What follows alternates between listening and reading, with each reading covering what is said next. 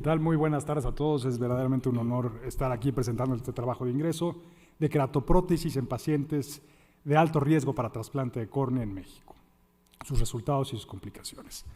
La córnea es el principal componente óptico del ojo y para cumplir su función debe permanecer transparente y por lo tanto avascular y su arquitectura y su forma intacta. A pesar de ser una estructura relativamente pequeña, de más o menos 10 milímetros de diámetro y 500 micras de espesor, su biología es compleja y todavía en muchos aspectos incierta. Se enferma de casi todo: infecciones virales, parasitarias, alteraciones metabólicas o nutricionales, alteraciones genéticas, iatrogenias, alergias e enfermedades inmunológicas. Durante más de 70 años, la solución a los problemas de la córnea ha sido el trasplante de córnea, que en la mayoría de los casos es efectivo, inclusive antes del advenimiento de los inmunosupresores y de la descripción del complejo mayor de histocompatibilidad. En el mejor de los casos, un trasplante de córnea tiene una sobrevida más o menos de 20 años. Esto quiere decir que si un paciente se trasplanta alrededor de los 20 o 30 años, requerirá de al menos 1 o 2 injertos más a lo largo de su vida. Tradicionalmente, o por muchos años, se pensó que este privilegio inmunológico de la córnea que prevenía los rechazos se debía solamente a la vascularidad. Pero la córnea y todos sus componentes activamente están expresando moléculas que inhiben el rechazo. No solamente la córnea, sino también la cámara anterior. Cuando hay inflamación en la superficie ocular, todo este mecanismo denominado de sistema de desviación inmune de la cámara anterior se ve roto, se ve fracturado y en consecuencia el cuerpo rechaza los injertos. Así es como un trasplante que está perfectamente transparente puede convertirse en un trasplante completamente opaco y regresar al paciente a la ceguera. Y a lo largo de la vida, si un paciente requiere más de un injerto, el pronóstico de cada injerto es cada vez menos bueno, de tal forma que un paciente que ha tenido un injerto o un segundo injerto tiene el 50% menos de sobrevida que el primer injerto, 10 años en el mejor de los casos, un tercer injerto, 5 y así sucesivamente. Y en México nos enfrentamos a otro problema, es que hay más de 5,000 pacientes registrados hoy en la lista de trasplantes, en espera de un trasplante de córnea. Y estoy seguro que este número es muy inferior a la necesidad real de tejido en México. Así que en las últimas décadas, aunque se ha puesto mucho esfuerzo en desarrollar una córnea artificial o queratoprótesis.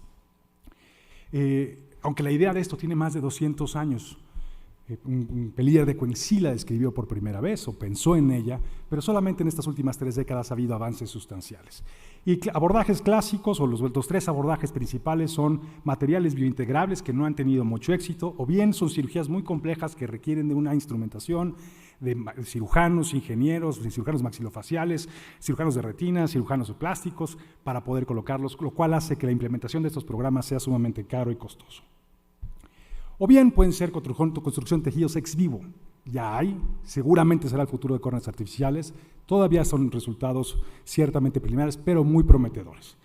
Y el más común de ellos, el que más éxito ha tenido, son los materiales biotolerados, que son básicamente componentes de titanio o metacrilatos que se ensamblan en una córnea y estas son trasplantadas al ojo para su rehabilitación. La más conocida de ellas es la queratoprótesis de Boston, que consiste en una placa posterior de titanio o metacrilato y ha evolucionado con el tiempo, y un componente óptico que permite que se enfoquen los rayos en la retina y en consecuencia se devuelva la visión.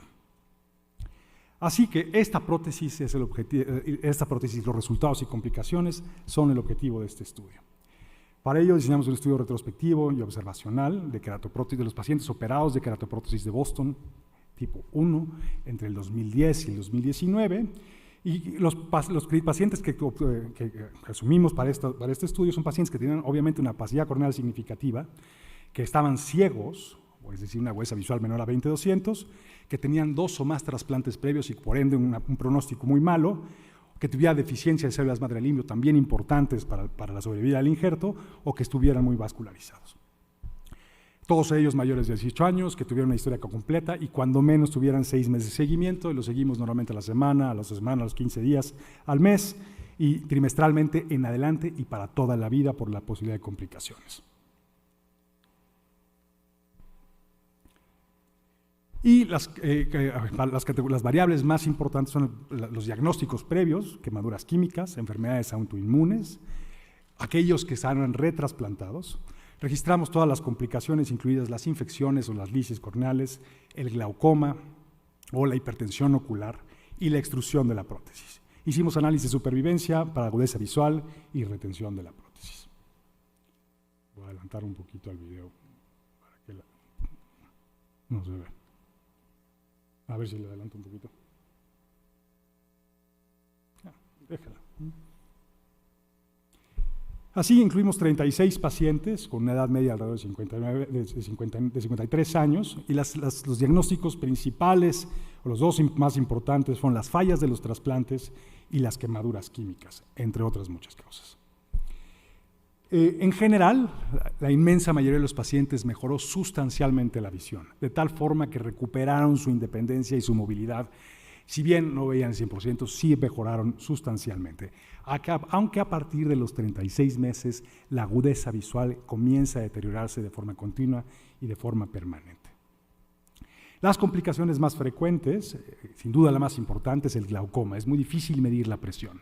Y el glaucoma es una neuropatía óptica progresiva, y en estos pacientes el tratamiento es muy difícil y en consecuencia tenemos que hacer cirugía con implantes valvulados o inclusive con destrucción del cuerpo ciliar para poder controlar la presión de los pacientes.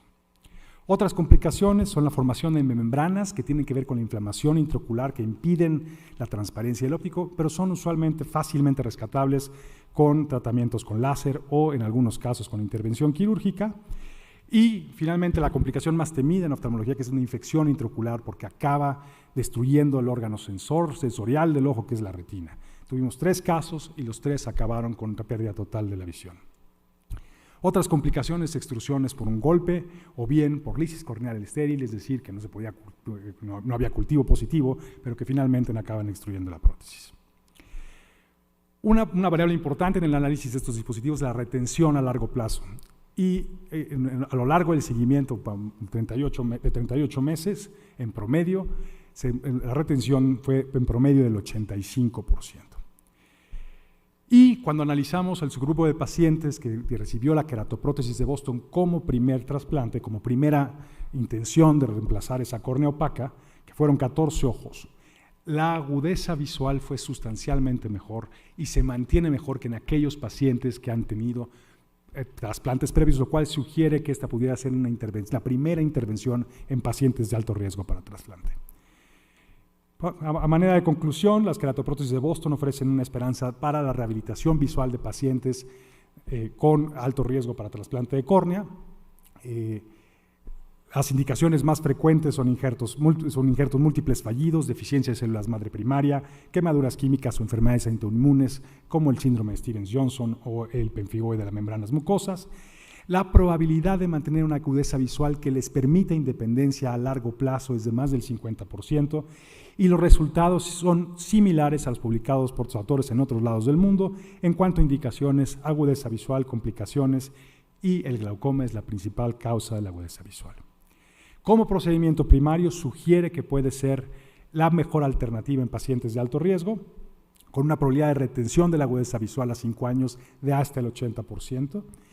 Hay que tener un seguimiento muy estricto, prevención y control oportuno de las complicaciones y reconocer que este estudio tiene limitaciones, particularmente porque nos limita en el cálculo de los factores de riesgo para pérdida visual y retención, por su muestra limitada y por el diseño del estudio. Muchas gracias.